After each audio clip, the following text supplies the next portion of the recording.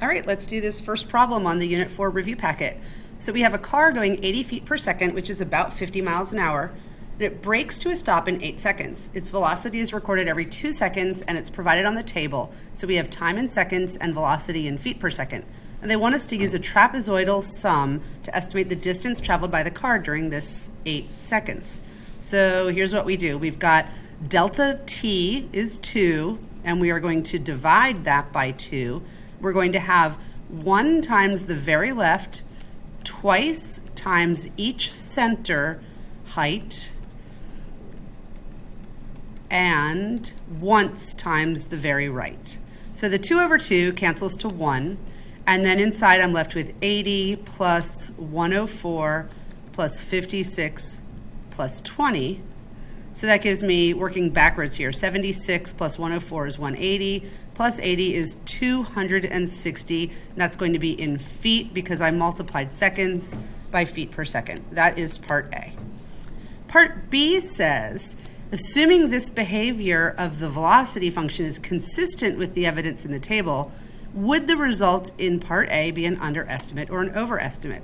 Well, here's the deal. Velocity is decreasing, which is helpful, but what we really need to know is what is acceleration doing. And if we're assuming that this is consistently, that we have consistent behavior of velocity, that means we'll have consistent behavior of acceleration. So it looks like between 0 and 2, the acceleration is, let's see, if I take 52 minus 80, I get negative 28, divided by 2 is negative 14, is our average acceleration on the first 2 seconds.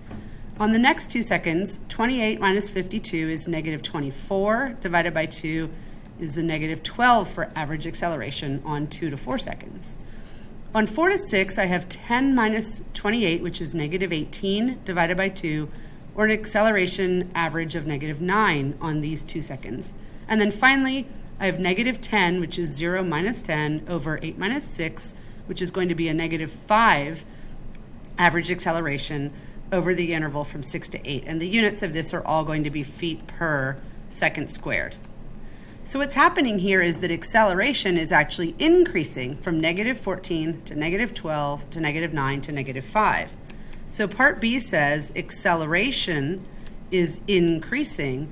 Therefore, what do we know about the velocity function?